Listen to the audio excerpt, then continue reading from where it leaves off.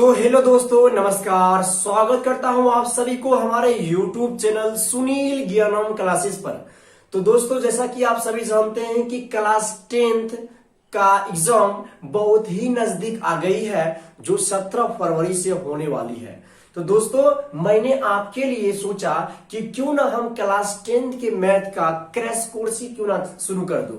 दोस्तों, crash course में मैं आपके लिए उन सभी क्वेश्चनों को करवाऊंगा जो क्वेश्चन प्रत्येक वर्ष रिपीट होता है और जो क्वेश्चन आने वाला है, जो आने की संभावना है। दोस्तों मैं प्रत्येक अध्याय का 2 से 3 वीडियो आपके अपने यूट्यूब चैनल सुनील ज्ञानम क्लासेस पर अपलोड कर दूंगा।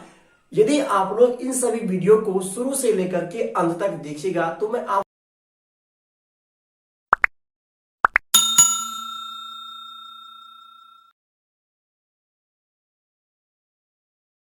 आपसे वादा करता हूं कि आपका नंबर 95 प्लस आने से कोई नहीं रोक सकता है। दोस्तों, इस क्रैश कोर्स में हम सभी का लक्ष्य होगा कि क्लास 10th में मैथ में 90+5 अंक लाना। ठीक है दोस्तों। तो दोस्तों, बिना समय को व्यतीत किए चलिए चलते हैं अपने टॉपिक की तरफ। दोस्तों, हम सबसे पहले मैथ में पहला टॉपिक ले लिए त्रिकोणमिति, क्योंकि दोस्तों त्रिकोणमिति में बहुत सारे छात्र एवं छात्राएं को पढ़ने के बाद ही बोलता है कि हम जो है कंफ्यूज होते हैं, हमको समझ नहीं आता कि कौन सा फॉर्मूला लगाते लेकिन बनता नहीं है। मुझे सबसे हार्ड यही लगता है, बच्चों बोलता है। तो दोस्तों, इसलिए मैं प्रथम जो अध्याय है इसको ले लिए, त्रिकोणमिति को ले लिए। ऐसा तो प्रथम अध्याय वास्तविक संख्या उसको हम नहीं लिए, इसको लिए त्रिकोणमिति लिए। पहले हम जानने वाले त्रिकोणमिति। तो दोस्तों, त्रिकोणमिति जिसका अंग्रेजी रूपांतरण होता है ट्राइगोनोमेट्री, क्लास 10 का एक भाग है। ठीक है, आज क्रैश कोर्स करने वाले हैं। अब की बार क्या करना है, 90+5 अंक ला करके दिखाना है मैथ में। तो दोस्तों, यदि आप लोग हमारे इस चैनल पर नए हैं तो कृपया हमारे इस चैनल को सब्सक्राइब कीजिएगा, लाइक कीजिएगा और शेयर कीजिएगा। दोस्तों, सबसे पहले हम देखने वाले हैं कि त्रिकोणमिति शब्द का मतलब क्या होता है, किसी भी अध्याय का मतलब क्या होता है, हम क्यों पढ़ते हैं इसके बारे में। तो देखिए दोस्तों, त्रिकोणमिति 3 शब्दों से बना हुआ है। एक है त्रि, दूसरा है कोण और तीसरा है दोस्तों मिति। क्या है दोस्तों, मिति है, जिसमें त्रि का अर्थ होता है 3, कोण का अर्थ होता है कोण एवं मिति का अर्थ होता है मापन। क्या होता है दोस्तों, मापन होता है। यदि इसको एक बार बोले तो आ गया त्रिकोणमिति का शाब्दिक अर्थ 3 कोण का मापन। 3 कोण का मापन अर्थात त्रिकोणमिति में हम 3 कोण के मापन के बारे में पढ़ते हैं। ठीक है दोस्तों। अब दोस्तों एक बात समझिएगा कि त्रिकोणमिति में एक आपका आएगा त्रिभुज का नाम आएगा।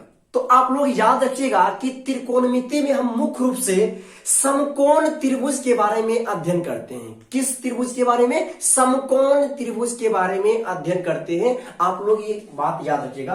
क्या बोले दोस्तों, समकोण त्रिभुज। देख लीजिए, इसी को हम बोलते हैं समकोण त्रिभुज। इसका नाम ए है, इसका नाम बी है, इसका नाम सी है। दोस्तों, जैसा कि आप सभी जानते हैं कि इस भुजा को आप बोलते हैं कर्ण बोलते हैं। क्या बोलते हैं दोस्तों, कर्ण बोलते हैं। इसको आप आधार बोलते हैं, इसको आप क्या बोलते हैं दोस्तों, लंब बोलते हैं, लंब बोलते हैं। इसका अंग्रेजी होता है हाइपोटेनियस। क्या होता है दोस्तों, हाइपोटेनियस। हाइपोटेनियस आधार क्या बोलते हैं, बेस बोलते हैं दोस्तों, बेस बोलते हैं। और लंब को परपेंडिकुलर बोलते हैं, परपेंडिकुलर बोलते हैं। ये सब आप जानते हैं। ठीक है दोस्तों, आप लोग दोस्तों समझिएगा। पहले सबसे पहले इसका मतलब समझने के बाद इस पर हम इस त्रिभुज के बारे में हम जिक्र करने वाले हैं। देखिए, तो आप जानते हैं कि त्रिकोणमिति का मतलब क्या हो गया, 3 कोण का मापन हो गया। ठीक है दोस्तों, आप सब जानते हैं कि अगर कोई त्रिभुज है तो त्रिभुज में आपका 6 अंग होने वाला है। कितना, 6 अंग होगा, 3 कोण होगा और 3 भुजा होगा। भाई अगर कोण होगा तो भुजा तो होवे करेगा। भुजा ए अब बी आपका भुजा है, ए सी आपका भुजा है, बी सी आपका भुजा है। तो कहने का मतलब कि किसी भी त्रिभुज में 6 अंग होते हैं, ठीक है, 3 कोण होगा, 3 भुजा होगा। तो दोस्तों भुजा और कोण के आधार पर हम त्रिभुज का त्रिकोणमिति का परिभाषा बोल सकते हैं कि गणित की वह शाखा है त्रिकोणमिति। त्रिकोणमिति गणित की वह शाखा है जिसमें हम त्रिभुज के कोणों और भुजाओं के बीच संबंध का अध्ययन करते हैं। क्या संबंध का अध्ययन करते हैं, उसे त्रिकोणमिति कहते हैं। ये आप लोग समझ गए हैं। तो दोस्तों मैं उम्मीद करता हूं कि आप लोग त्रिकोणमिति का मतलब समझ गए हैं और त्रिकोणमिति में किस त्रिभुज के बारे में पढ़ेंगे उसके बारे में आप लोग समझ गए हैं। तो दोस्तों अब देखते हैं ये समकोण त्रिभुज के बारे में। दोस्तों समझिएगा कि आपका ये समकोण त्रिभुज है और A80 आपका कहलाएगा कर्ण, मतलब बड़ी जो भुजा होगा आपका क्या कहलाएगा, कर्ण होगा। और एक जो कोण होगा ये आपका ये 90 डिग्री का कोण बनाएगा। तो दोस्तों समकोण आ गया, तो इसका मतलब क्या होता है, समकोण त्रिभुज का मतलब क्या होता है, वैसा त्रिभुज जिसका एक कोण 90 डिग्री हो। कितना, 90 डिग्री हो, उस त्रिभुज को हम क्या बोलते हैं, समकोण त्रिभुज बोलते हैं। और जो शेष 2 कोण बच गया है वह क्या बनाएगा, न्यून कोण बनाएगा, अर्थात 90 डिग्री से कम कोण बनाएगा। तो उसी को हम क्या बोलते हैं, समकोण त्रिभुज बोलेंगे। दोस्तों आप याद रखिएगा कि 90 डिग्री के सामने वाली भुजा अर्थात AC आपका कर्ण कहलाएगा। क्या कहलाएगा, कर्ण कहलाएगा, हाइपोटेनियस कहलाएगा। जबकि आप जो बोलते हैं BC आपका आधार है, AB आपका लंब है, आप लोग जानते हैं। लेकिन दोस्तों क्लास 10th में आप लोग आ गए हैं तो थोड़ा समझ लीजिएगा, ये जो कर्ण होता है, कर्ण तो फिक्स रहेगा, आपका AC आपका कर्ण कहलाएगा, लेकिन आधार और लंब हमेशा बदलते रहेगा थीटा के अनुसार, कोण के आधार पर। आपका यदि कोण ये है, कोण C आपका है, तो इसके अनुसार लंब ये कहलाएगा। अगर कोण ये है, कोण A है, तो इसके अनुसार BC आपका लंब कहलाएगा। दोस्तों कहने का मतलब हमारा ये हुआ कि थीटा अर्थात कोण के सामने वाली भुजा लंब कहलाती है। क्या कहलाती है, लंब कहलाती है। कोण C के सामने वाली भुजा लंब कहलाएगी। जब ये लंब कहलाएगी तो ये आपका आधार कहलाएगा। यदि आपका कोण A का जिक्र किया हुआ है, कोण A का बात हम करें तो कोण A है, तो कोण के सामने वाली भुजा लंब कहलाएगी, अर्थात BC आपका लंब कहलाएगा। जब BC लंब होगा तो आधार आपका AB होगा, लेकिन A और C ज्यों का त्यों रहेगा, कर्ण ही कहलाएगा वो। तो दोस्तों मैं उम्मीद करता हूं कि आप लोग समकोण त्रिभुज के बारे में भी समझ गए होंगे। तो दोस्तों अब हम देखने वाले हैं कुछ त्रिकोणमितीय अनुपात। त्रिकोणमितीय अनुपात के बारे में हम जानने वाले हैं। तो दोस्तों समझिएगा ये होता क्या है त्रिकोणमितीय अनुपात। दोस्तों त्रिकोणमितीय अनुपात को ही हम बोलते हैं त्रिकोणमितीय निष्पत्तियां। क्या बोलते हैं, त्रिकोणमितीय निष्पत्तियां। तो यहां लिख देते हैं हम त्रिकोणमितीय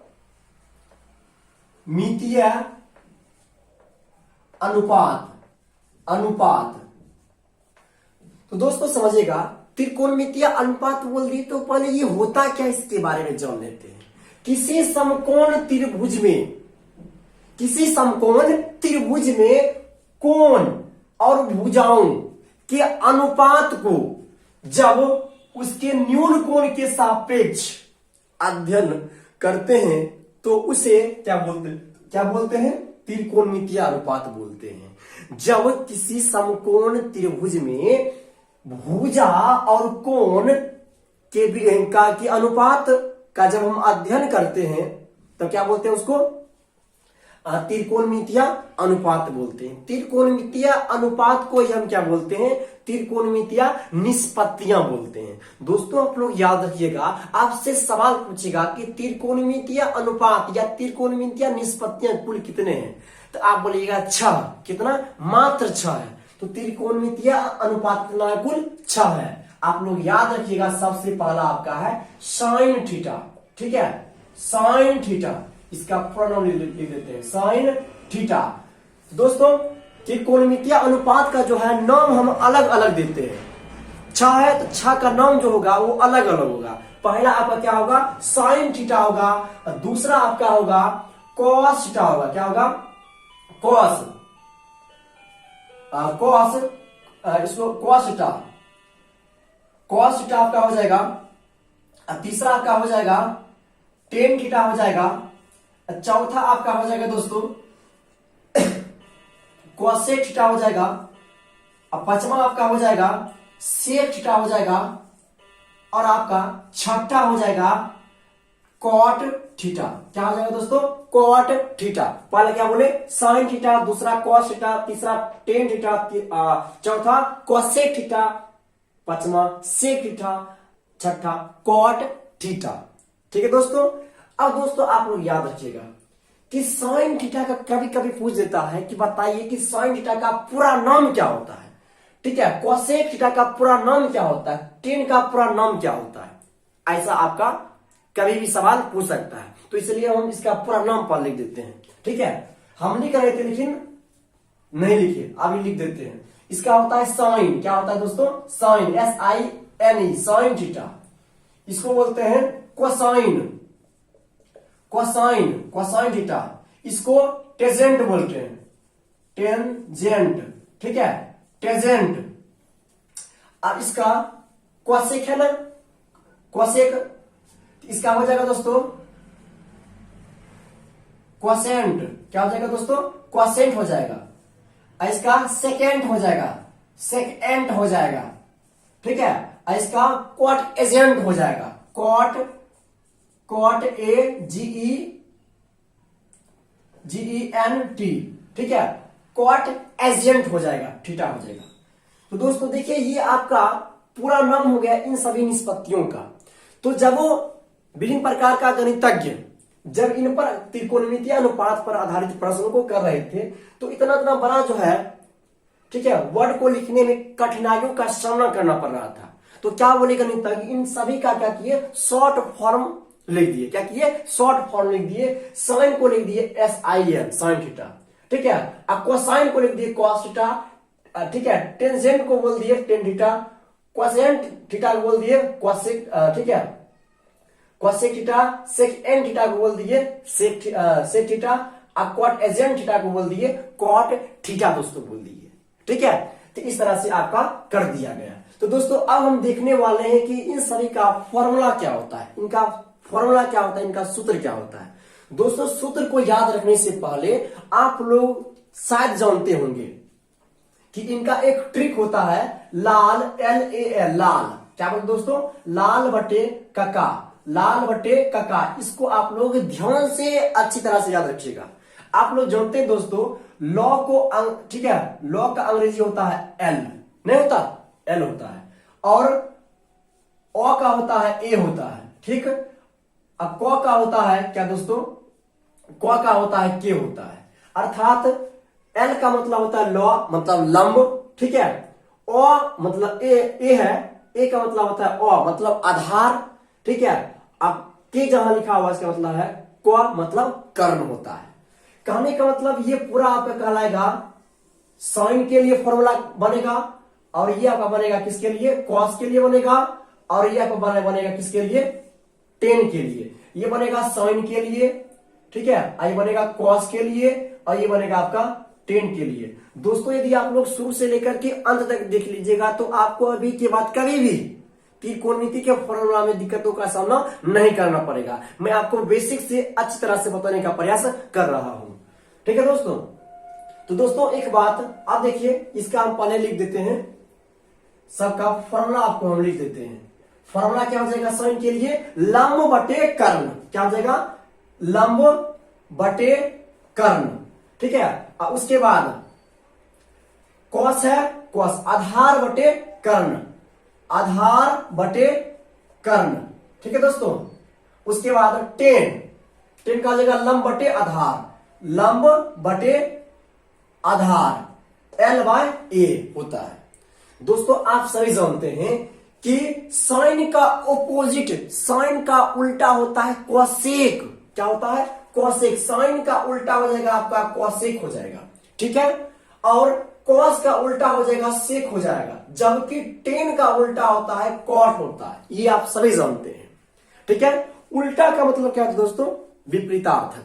जैसे हम आपको बोल दिए कि 5/3, इसका उल्टा क्या होगा, तो आप बोलते हैं कि 3/5। हम आपको बोलते हैं कि 2/3 का उल्टा क्या होगा, मतलब कि 3/2। ये आपका आंसर आ गया उल्टा। अब देखिए हम बोलेंगे कोसेक थीटा का फॉर्मूला क्या होगा, तो इसका मतलब ये हुआ कि साइन का उल्टा क्या होगा, अर्थात यहां L/K है तो आप कह दीजिएगा उल्टा K/L हो जाएगा। नहीं हो जाएगा, अवश्य होगा।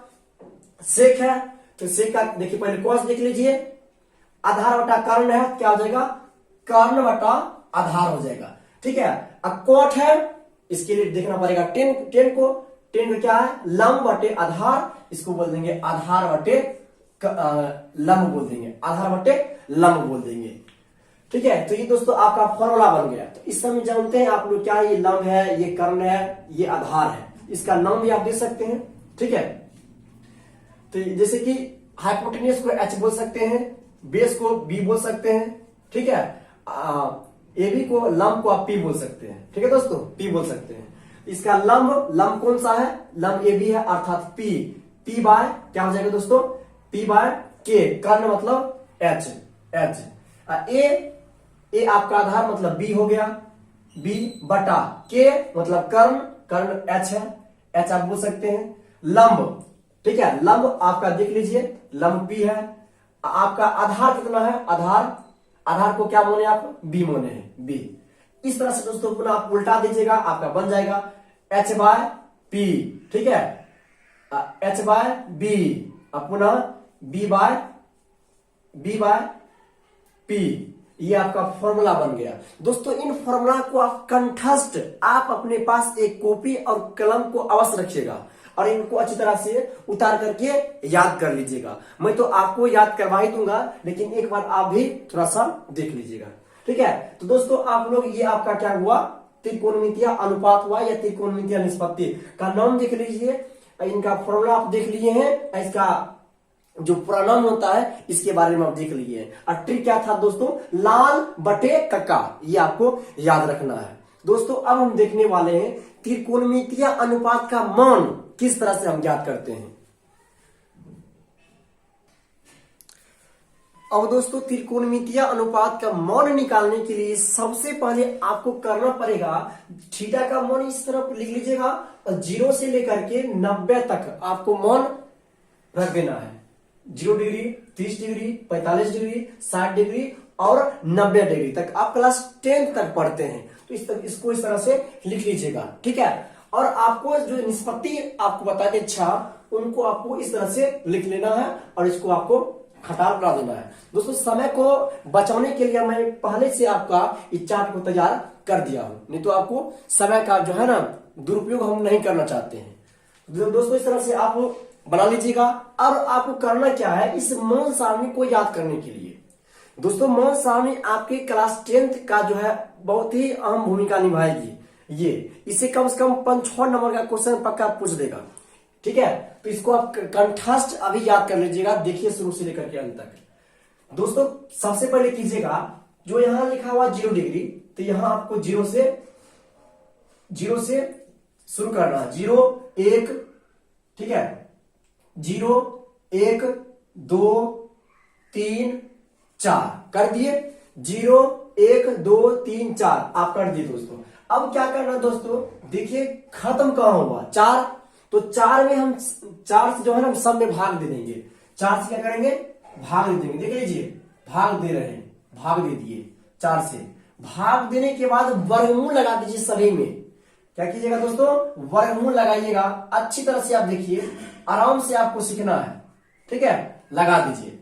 अब दोस्तों जानते हैं आप लोग कि 0/4 इसका मान क्या होता है, 0 होता है। तो √0 का मतलब कितना होता है, इसका मतलब या इसका मान होता है आपका 0, अर्थात sin 0 का मान कितना हो जाएगा, 0 हो जाएगा।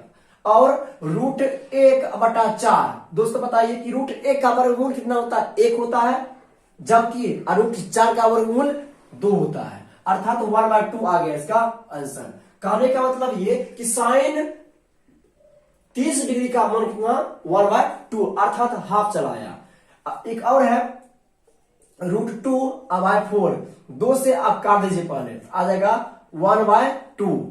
ठीक है, तो दोस्तों √1 का तो एक आ जाएगा वर्गमूल, लेकिन √2 का वर्गमूल नहीं निकलता, इसलिए फंस जाएगा √2 में, 2 फंस जाएगा वर्गमूल में, अर्थात 1/√2 हो गया। कितना हो गया 1/√2 आपका चलाएगा।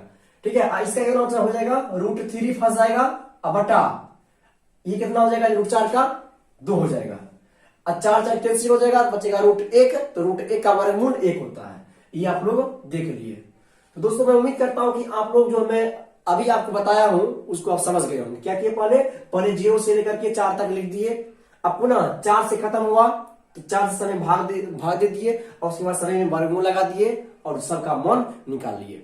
अब दोस्तों क्या कीजिएगा, तो साइन का मान निकल गया, आपको बोला जाएगा कि साइन 90 डिग्री का मान कितना होता है 1 होता है, साइन 60 डिग्री का मान कितना होता है बोलिएगा √3/2 होता है। ये आप समझ गए हैं। अब cos 0 का मान निकालने के लिए, cos 0 का मान निकालने के लिए आपको जो है उल्टा देना है, इसको इस तरह से पलटा देना, मतलब शुरू से अंत से आपको लिखना होगा। तो cos 0 का मान हो जाएगा 1, cos 30 का मान होगा √3/2, cos 45 का मान यही हो जाएगा 1/√2, cos 60 का मान हो जाएगा 1/2, और cos 90 का मान हो जाएगा आपका 0 हो जाएगा। फिर दोस्तों 0 हो जाएगा। दोस्तों अब tan का मान निकालने के लिए आपको एक बात याद रखना होगा कि sin tan थीटा बराबर होता है sin theta by cos theta, एवं cot थीटा बराबर होता है cos थीटा बटा sin थीटा। दोस्तों आप जानते हैं कि tan का उल्टा cot होता है। ठीक है, तो tan बराबर होता है sin थीटा बटा cos थीटा। तो बताइए कि cot के बराबर कितना होगा cos थीटा बटा sin थीटा। ये बात आप समझ गए। अब क्या करना पड़ेगा, tan 0 डिग्री का मान निकालने के लिए आपको करना पड़ेगा sin 0 का मान मालूम होना चाहिए, cos 0 का मान मालूम होना चाहिए। तो tan 0 का यदि आपका मान निकालना होगा, tan 0 डिग्री का मान, तो आपको मालूम होना चाहिए sin 0 डिग्री का मान बटा cos 0 डिग्री का मान आपको मालूम होना चाहिए। ठीक है, 0 डिग्री का मान मालूम होना चाहिए। देखिए sin 0 का मान कितना है 0, अब बटा cos 0 का मान कितना है 1 है, तो 0/1 अर्थात आपका 0 आंसर आ गया। कितना हो जाएगा 0 हो गया। तो दोस्तों मैं उम्मीद करता हूं कि आप लोग समझ गए। आप क्या कीजिएगा, tan 30 का मान निकालने के लिए 1/2 बटा √3/2 क्या कीजिएगा 1/2 बटा √3/2 कर दीजिएगा, इतना बटा इतना कर दीजिएगा, तो 2 और 2 कैंसिल हो जाएगा, तो बच जाएगा 1/√3। ऐसे काटिएगा तो 1 चला आएगा, किसी को काटेगा दोस्तों तो √3 आ जाएगा। और 1/0 समझिए दोस्तों, अगर 1/0 आ गया तो इसका मतलब होता है इन्फिनिटिव। क्या होता है इन्फिनिटिव, अर्थात अनंत। इसको बोलते हैं अनंत बोलते हैं, अपरिभाषित बोलते हैं, अनगिनत बोलते हैं। इसका नाम कितना होता है, इसका नाम होता है 3, अपरिभाषित, अनगिनत या अंत होता है। ये बात आप याद रखिएगा। तो 1/0 इसका मान होगा कितना इन्फिनिटिव, अर्थात अनंत होगा, जबकि 0/1 का मान होगा कितना 0 होगा। अब दोस्तों cos का मान निकालना पड़ेगा। cos का मान निकालने के लिए आपका sin की आवश्यकता पड़ेगा। sin का उल्टा cosec और cosec का उल्टा sin। आप लोग समझ गए। तो बताइए cosec 30 का 0 डिग्री का मान निकालने के लिए आपको क्या करना पड़ेगा 0, मतलब इसका उल्टा क्या हो जाएगा 0 का उल्टा 0 है 0 बटा यहां पर 1 लिखा हुआ है, 0/1 था तो 1/0, 1/0 का मान कितना हो जाएगा दोस्तों, इसका हो जाएगा इन्फिनिटिव। दोस्तों आप सभी जानते होंगे कि किसी भी संख्या यदि कोई पूर्णांक में लिखा हुआ है 4, 5, 6 इस तरह से लिखा हुआ है, तो इसके नीचे में कितना होता है 1 होता है। कितना होता है 1।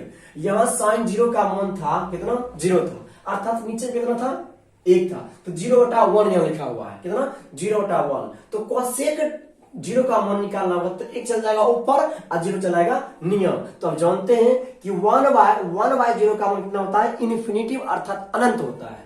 तो कह दीजिएगा अनंत, ठीक है। कोसेक 30 का मान निकालने के लिए क्या करना पड़ेगा आपका, 1/2 को 1/2 का उल्टा करना, तो 2 हो जाएगा। इसका उल्टा √3 हो जाएगा, सॉरी √2 हो जाएगा। इसका उल्टा 2/√3 हो जाएगा। एक का उल्टा एक ही होता है, ठीक है।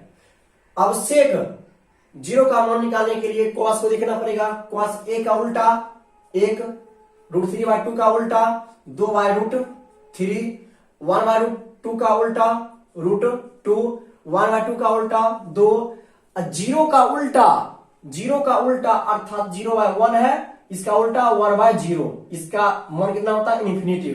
इसका आ जाएगा पुनः इन्फिनिटिव, ठीक है। अब कॉट 0 का मान, 0 का उल्टा इन्फिनिटिव, ठीक है। अब कॉट 30 का मान अर्थात 10, 30 का मान तो हो जाएगा √3, ठीक है। एक का उल्टा एक हो जाएगा, इसका √3 हो जाएगा।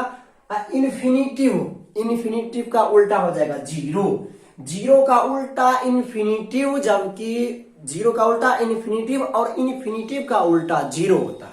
तो दोस्तों मैं उम्मीद करता हूं कि आप लोग इन सभी को अच्छी तरह से समझ गए होंगे और देख लिए होंगे। दोस्तों यदि आप लोग समझ गए होंगे तो कृपया इसको एक बार आप भी प्रैक्टिस कर लीजिएगा। और अब हम देखने वाले हैं दोस्तों कुछ बातों को, जैसे कि समकोण त्रिभुज में मैंने आपको चर्चा किए थे लंब, कर्ण और आधार के बारे में। तो उसमें दोस्तों एक और फॉर्मूला, सबसे महत्वपूर्ण फॉर्मूला है पाइथागोरस प्रमेय। ये आपको जानना पड़ेगा। पाइथागोरस प्रमेय होता क्या है, इसके बारे में आपको जानना पड़ेगा। पाइथागोरस प्रमेय दोस्तों होता है कि किसी भी समकोण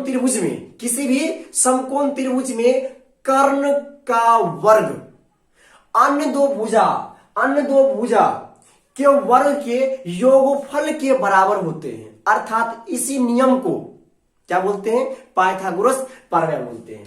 कहने का मतलब कि किसी समकोण त्रिभुज में कर्ण का स्क्वायर अन्य दो भुजा अर्थात लंब और आधार अन्य दो भुजा के वर्ग के योगफल के बराबर होते हैं। अर्थात कर्ण स्क्वायर बराबर लंब अर्थात L² प्लस B²।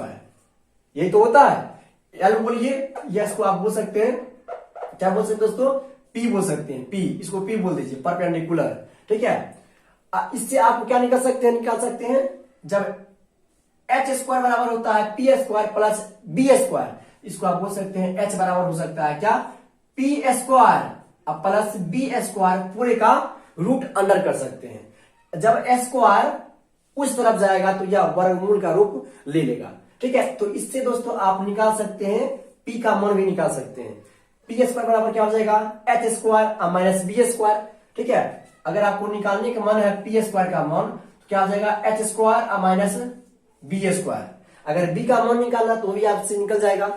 सिर्फ मुख्य रूप से आपको याद रखना होगा कि कर्ण का स्क्वायर, ठीक है, लंब का स्क्वायर और आधार के स्क्वायर के वर्ग के योगफल के बराबर होते हैं। इसको आप लोग अच्छी तरह से याद रखिएगा, ठीक है दोस्तों।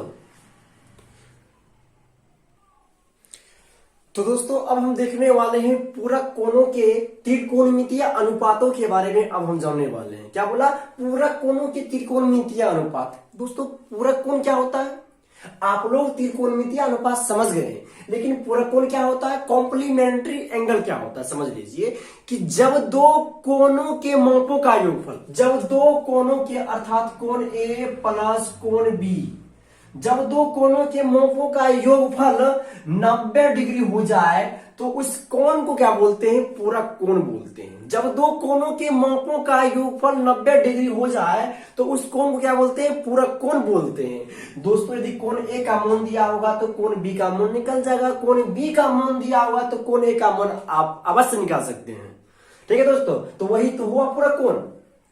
अब हम देखने वाले हैं पूरक कोण से संबंधित कुछ फॉर्मूला के बारे में। इसको आप कंठस्थ अपने कॉपी में उतार करके समझ लीजिएगा और याद कर लीजिएगा। नंबर फर्स्ट आपका है साइन 90 माइनस थीटा बराबर आपका हो जाएगा कॉस थीटा। क्या हो जाएगा दोस्तों, cos theta.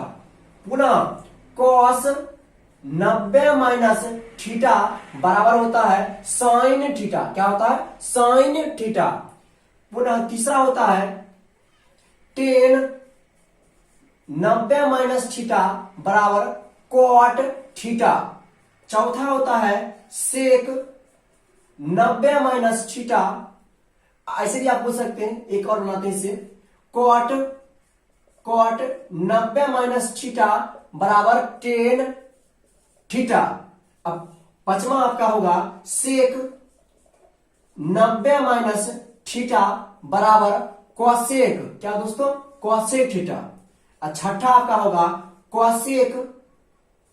Cosec 90 minus theta बराबर आपका सेक थीटा हो जाएगा। ठीक है दोस्तों, ये आपका पूरा कोणों के त्रिकोणमितीय अनुपात, इसको आप कंठस्थ याद कर लीजिएगा। देखिए क्या था, साइन 90 माइनस थीटा, कॉस का साइन हो गया, टेन का कॉट हो गया, कॉट का टेन हो गया। दोस्तों आप देख रहे हैं कि साइन का हम बताते हैं कि उल्टा क्या होता है, कॉसेक होता है। अब कॉस का उल्टा क्या होता है, सेक होता है। यहां देख लीजिए, यहां साइन का कॉस हो गया, कॉस का साइन हो गया। अब पुनः आपको बताते हैं कि टेन का उल्टा कॉट होता है। अब कॉट का उल्टा क्या होता है, उल्टा टेन होता है। तो टेन और कॉट हमेशा एक दूसरे के विपरीत होते हैं, तो आपको मालूम ही है। लेकिन टेन 90 माइनस थीटा का मूल भी होगा कॉटे हो जाएगा। ठीक है, अब कॉट का उल्टा टेन हो जाएगा, टेन का उल्टा कॉट हो जाएगा। ये दोनों कहता है कि जन्म जन्म का प्यार है हमारा तुम्हारा, अगर न मिलते इस दुनिया में लेके जन्म दोबारा। कहने का मतलब ये जो हमेशा साथ ही रहेंगे, इनको कोई अलग नहीं कर सकता है। टेन और कॉट हमेशा साथ ही रहेंगे। ठीक है दोस्तों, अब हम देखने वाले हैं व्युत्क्रम संबंध, कुछ फॉर्मूला के बारे में। किसके संबंध में? व्युत्क्रम, अर्थात ऑपोजिट जो होता है व्युत्क्रम। इसको अंग्रेजी में बोलते हैं दोस्तों रेसिप्रोकल रिलेशन। ठीक है, आप जानते हैं कि साइन थीटा का उल्टा होता है 1 बाय कॉसेक थीटा। क्या होता है? Cosec theta. एवं कॉसेक थीटा का उल्टा क्या होता है दोस्तों? 1 बाय साइन थीटा। ठीक है, यह बात आप समझ गए। अगर आपको बोला जाएगा कि साइन थीटा और कॉसेक थीटा दोनों का गुणनफल क्या होगा, तो आप क्या बोलिएगा? आप बोलिएगा दोस्तों 1 बोलिएगा। ठीक है, साइन थीटा का उल्टा 1 बाय कॉसेक और कॉसेक का 1 बाय साइन। आप बोलेगा साइन थीटा और कॉसेक थीटा का उल्टा क्या होगा, सॉरी साइन थीटा और कॉसेक थीटा दोनों का गुणनफल क्या होगा, तो आप क्या बोलिएगा? देखिए साइन थीटा और कॉसेक थीटा अर्थात sine theta into cosec theta दोनों क्या बोला, गुणनफल क्या होगा, बराबर कितना होगा? 1 हो जाएगा। ठीक है, अर्थात साइन थीटा और कॉसेक थीटा का गुणनफल क्या होगा? सदैव 1 होता है। जबकि पुनः आपसे क्वेश्चन पूछा जाएगा कि टेन थीटा का उल्टा क्या होता है भाई, तो बोलिएगा 1 बाय कॉट थीटा होता है। ठीक है, और कॉट थीटा का उल्टा क्या होता है? 1 बाय टेन थीटा हो जाता है। ठीक है, अब बोलेगा कि टेन थीटा एवं कॉट थीटा दोनों का गुणनफल कितना होता है, क्या बोलिएगा आप? टेन और कॉट अर्थात tan theta into cot theta दोनों का गुणनफल कितना हो जाएगा? टेन और कॉट गुना हो जाएगा, कितना बचेगा? 1 हो गया। ठीक है, एक और आप याद रखिएगा कि ये सब आप लोग अच्छी तरह से अपने नोटबुक में नोट करके याद कर लीजिएगा दोस्तों, ये आपका जिम्मेवारी है। ठीक है, अब दोस्तों अगर बोलेगा कि कॉस थीटा का उल्टा क्या हो जाएगा, तो आप बोलेगा 1 बाय सेक थीटा हो जाएगा। एवं सेक थीटा का उल्टा क्या हो जाएगा, तो आप बोलेगा 1 बाय कॉस थीटा हो जाएगा। अब क्वेश्चन आपसे पूछा जाएगा कि कॉस थीटा एवं सेक थीटा दोनों का गुणनफल कितना होता है, क्या बोलेगा दोस्तों? Cos theta into sec theta का गुणनफल कितना हो जाएगा? 1 हो गया। ये आप समझ गए। ठीक है दोस्तों, तो दोस्तों मैं उम्मीद करता हूं कि आप लोग ये व्युत्क्रम संबंध और पूरा कोणों की त्रिकोणमितीय अनुपातों को अच्छी तरह से समझ गए हैं। तो दोस्तों अब हम देखने वाले हैं पुनः कि भागफल संबंध। क्या भागफल संबंध कौन सा फॉर्मूला बनता है? भागफल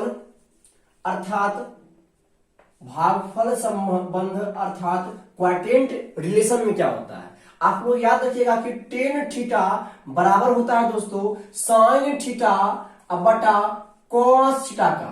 एवं कॉट थीटा बराबर होता है cos theta by sine theta होता है। इसको आप लोग याद रखिएगा, यही आपका क्या है, भागफल संबंध फॉर्मूला आपका है। एक और है वर्ग संबंध फॉर्मूला। क्या? वर्ग संबंध। वर्ग संबंध फॉर्मूला अर्थात क्या, स्क्वायर रिलेशन।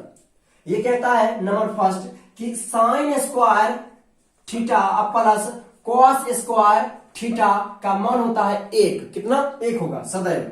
और दूसरा बोलेगा आपको दोस्तों, पहला बात इससे क्या आप निकाल सकते हैं साइन स्क्वायर थीटा का मान? निकाल सकते हैं।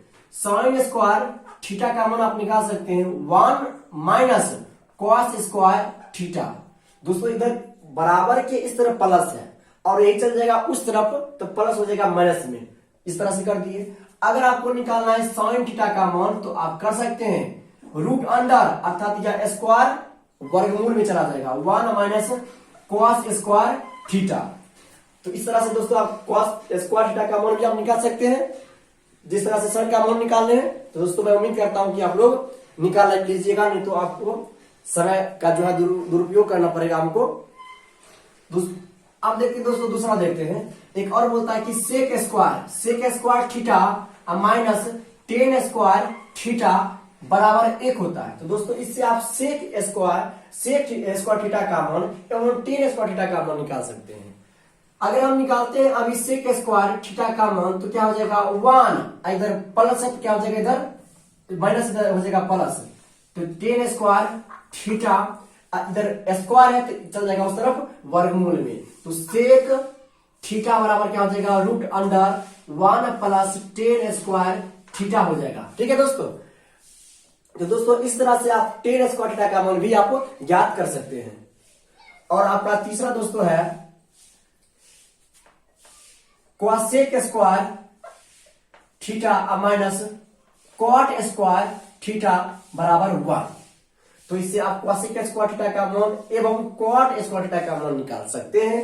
तो कॉसेक स्क्वायर थीटा बराबर 1 प्लस कॉट स्क्वायर थीटा का मान निकालिए। अब पुनः अगर आपसे बोला जाएगा कि कॉसेक थीटा का मान क्या हो जाएगा, तो ये जो आपका स्क्वायर है ये चल जाएगा उस तरफ वर्गमूल में। तो 1 प्लस कॉट स्क्वायर थीटा आ गया। इस तरह से आप कॉट स्क्वायर थीटा का मान भी आप ज्ञात कर सकते हैं। तो दोस्तों मैं उम्मीद करता हूं कि आप सभी इन सभी फॉर्मूला को अच्छी तरीके से बारीकी से समझ गए हैं। तो दोस्तों अब हम नेक्स्ट डे अर्थात कल इन सभी फॉर्मूला पर आधारित प्रश्नों को करने वाले हैं, जो आपके परीक्षा में सेम टू सेम आने की 100% संभावना है। दोस्तों यदि आप लोग हमारे चैनल पर नए हैं तो कृपया हमारे चैनल को सब्सक्राइब कीजिएगा, लाइक कीजिएगा और शेयर कीजिएगा।